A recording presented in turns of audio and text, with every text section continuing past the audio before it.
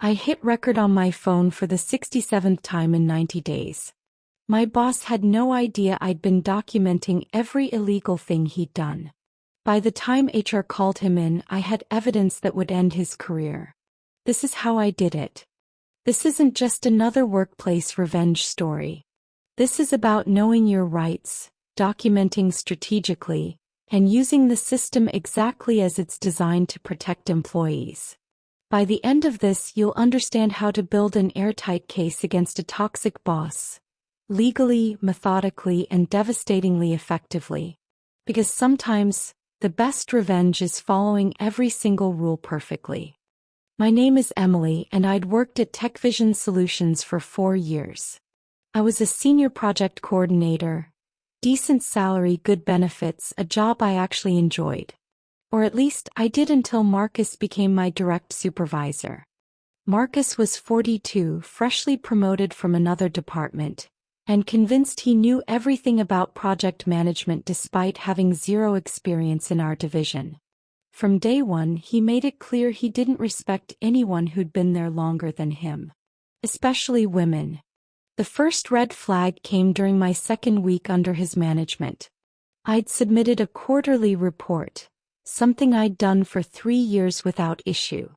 Marcus called me into his office, tossed the report on his desk, and said, "This is garbage. Did you even try, or were you too busy gossiping with the other girls?" I was stunned. The report was thorough, data-driven, exactly what was requested. I tried to ask what specifically needed improvement. He cut me off. "Just fix it. And next time, put some actual effort in." I rewrote the report. He approved it without changes. That's when I realized, this wasn't about the work. This was about control. Over the next month, the pattern became clear. Marcus would assign impossible deadlines, then berate me when I asked for reasonable timelines. He'd take credit for my ideas in meetings. He'd schedule project reviews at 6 p.m. on Fridays, then criticize me for not being a team player when I mentioned I had weekend plans. But here's what made it truly toxic. He was smart about it. He never yelled in front of witnesses. He never put the worst comments in writing. He knew exactly how to stay just barely on the legal side of harassment. Or so he thought. By month 2, things escalated. Marcus started excluding me from client meetings. Meetings I'd been leading for years.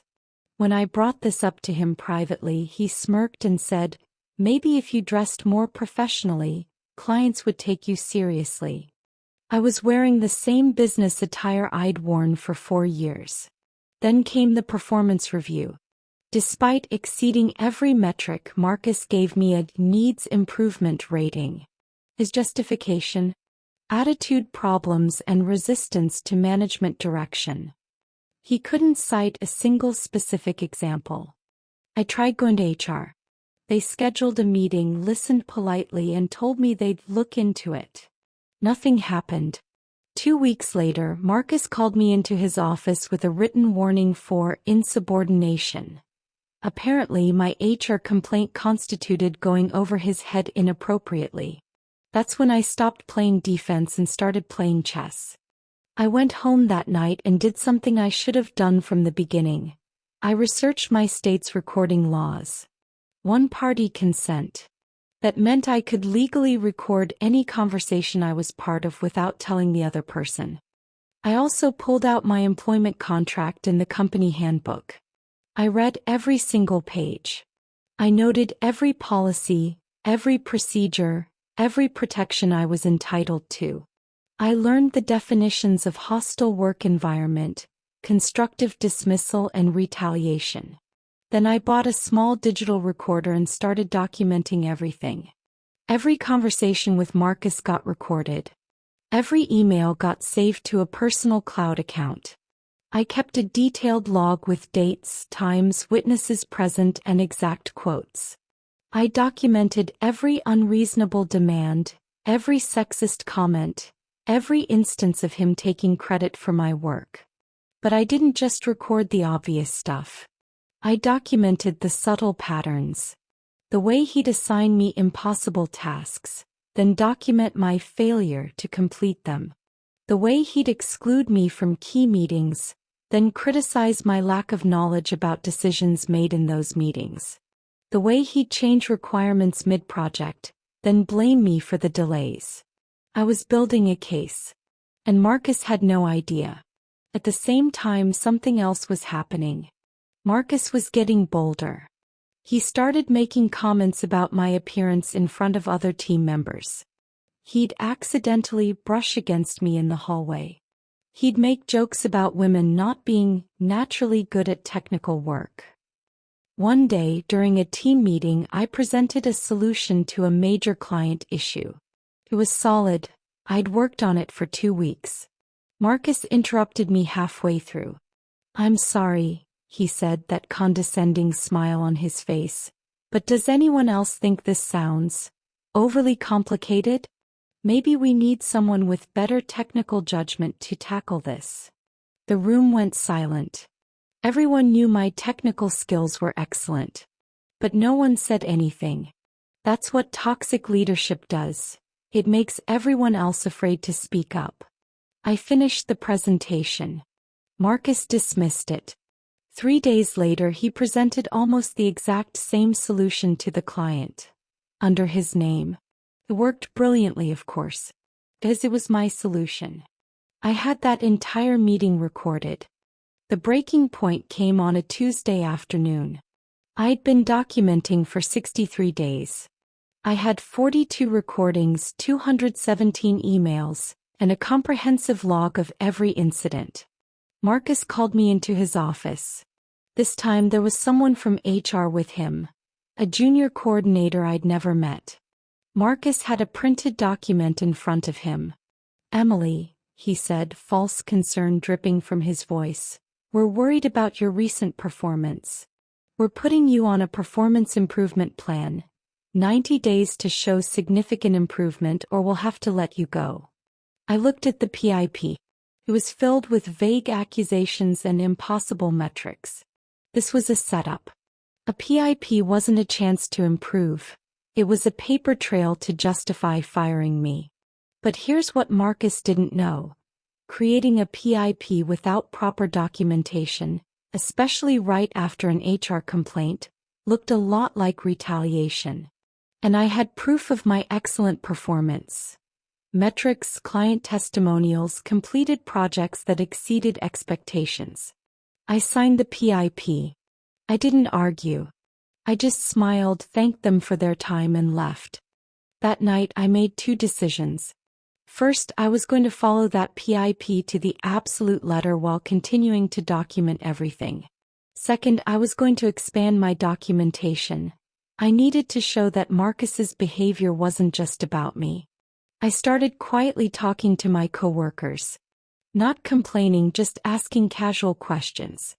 "Has Marcus ever asked you to work on weekends without notice? Does he ever take credit for your ideas? Has he made comments about your appearance?" The answers were chilling. I wasn't his only target. Sarah, a junior developer, had been reduced to tears 3 times in the past month. James, our senior analyst, had requested a transfer to another department specifically to get away from Marcus.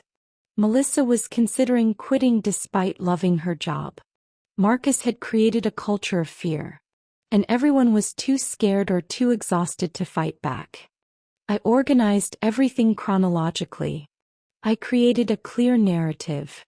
I made sure every claim had multiple sources of evidence. I never relied on just one recording or one email. Then I prepared 2 versions of my complaint. Version 1 was the official by-the-book HR complaint, professional, factual, unemotional. Version 2 was a legal demand letter that my lawyer helped me draft, making it clear that if the company didn't take action, I had grounds for a lawsuit based on hostile work environment and retaliation. I also did something that might seem counterintuitive. I followed that PIP to perfection. I exceeded every metric. I documented every achievement. I wanted to make it crystal clear that if they fired me, It couldn't possibly be for performance reasons. By day 89 of my 90-day documentation period, I had a case so airtight that even the best employment lawyer couldn't defend Marcus. It was time. On day 90, I sent an email requesting a meeting with the head of HR and the VP of our division. Not Marcus, his superiors. I attached a one-page summary of my complaint and mentioned that I had extensive documentation available. The meeting was scheduled for 2 days later. When I walked into that conference room, there were 4 people waiting: the head of HR, the VP, the company's legal counsel, and someone I didn't recognize who turned out to be an external investigator. I brought 3 copies of my documentation, 247 pages total, including a comprehensive index. I also brought my lawyer on the phone, listening but not speaking unless needed. I started with the timeline. I walked them through every incident, starting from day 1 under Marcus's management. I played selected audio recordings. I'd chosen the 5 most damaging ones. I showed them the emails where Marcus took credit for my work. I presented the metrics showing my actual performance versus the PIP's false narrative. Then I showed them the pattern. I presented the voluntary statements from my coworkers. I showed them the client complaints. I demonstrated how 3 people had requested transfers or quit specifically because of Marcus. The room was silent. The head of HR's face had gone pale. The VP was making notes rapidly. The legal counsel's expression told me everything I needed to know. They understood exactly how much liability Marcus had created. Finally, I presented the business impact analysis. I showed them how Marcus's dysfunction had cost the company measurably, in turnover, in missed deadlines, in damaged client relationships. I want to be clear, I said, my voice steady. I don't want money. I don't want to leave the company. I want Marcus removed from any position of authority, and I want assurances that this behavior will never be tolerated again. I also want protection from retaliation for bringing this forward. The legal counsel spoke first. We'll need to conduct a full investigation. I nodded. I understand. But I need to know that Marcus will not have access to my personnel file, my work, or any interaction with me during this investigation. They agreed. Marcus was placed on immediate administrative leave. The investigation began the next day. The external investigator interviewed 12 people over the course of 2 weeks. Every single person corroborated the pattern of abuse. Several people came forward with additional incidents I hadn't even known about. They reviewed Marcus's expense reports and found irregularities. They looked into his hiring decisions and found clear bias. They examined his management of projects and found a pattern of taking credit for others' work. 2 weeks and 3 days after my meeting, I received an email from the VP. Marcus had been terminated for cause. They were implementing mandatory management training for all supervisors. They were revising their HR complaint procedures to ensure faster response times and better protection for people who report misconduct. And they were offering me a promotion to Marcus's position. I accepted the promotion on one condition. I wanted to rebuild the team culture from the ground up. They agreed. Marcus tried to fight the termination. He claimed I'd fabricated evidence. He threatened to sue for wrongful termination. His lawyer reviewed my documentation and advised him to drop it. Fighting a case where everything was recorded and corroborated by multiple witnesses would be career suicide. Last I heard, Marcus is working at a much smaller company in a non-management role. Sarah, the junior developer who'd been brought to tears, is thriving now. She recently led her first major project and absolutely crushed it. James came back from his transfer to join my team. Melissa decided to stay with the company after all. The company implemented real changes. They created an anonymous reporting system. They brought in external consultants to train managers on creating healthy team cultures. They established clear consequences for policy violations. But here's what surprised me most. People from other departments started reaching out. Apparently, Marcus wasn't the only toxic manager in the company. My case opened the door for others to come forward. Within 6 months, 3 other managers were removed, and 2 more were put through intensive remediation training. I'm not going to pretend it was all perfect. Some people were upset that I'd destroyed Marcus's career. A few colleagues stopped talking to me, uncomfortable with the fact that I'd been recording conversations. There were whispers that I was difficult to work with. But the team I have now, they're incredible. They trust each other. They speak up when something's wrong. They know that if someone mistreats them, there will be consequences. That's worth more than any discomfort from the people who preferred the old, toxic culture. Here's what I learned and what I want you to know if you're in a similar situation. Lesson 1. Documentation is everything. Without those 90 days of meticulous records, my complaint would have been, he said, she said. With documentation, it was undeniable fact. Lesson 2. Know your legal rights.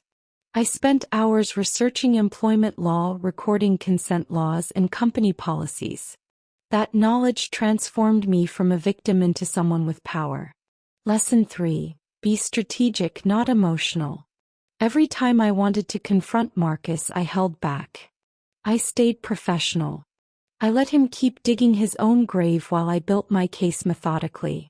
Lesson 4. Understand the business impact. HR cares about legal liability. Executives care about business outcomes.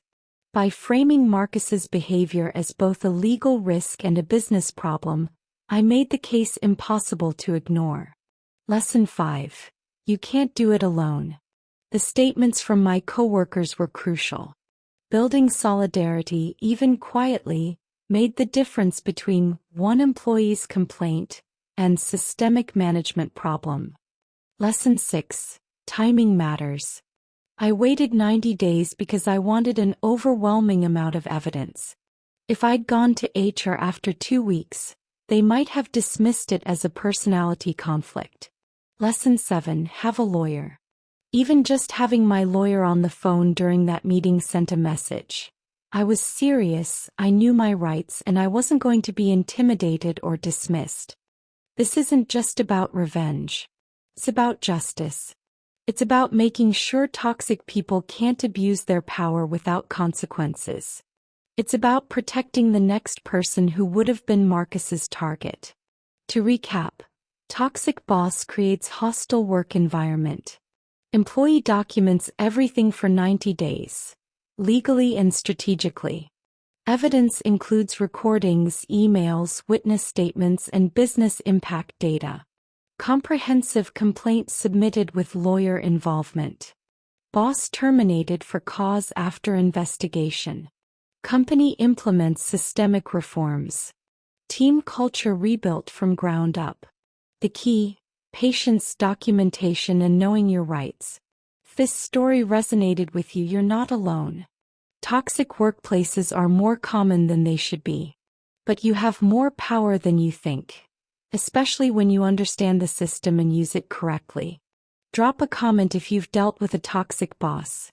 And if you found this helpful, subscribe. There are more stories coming, and maybe yours will be next.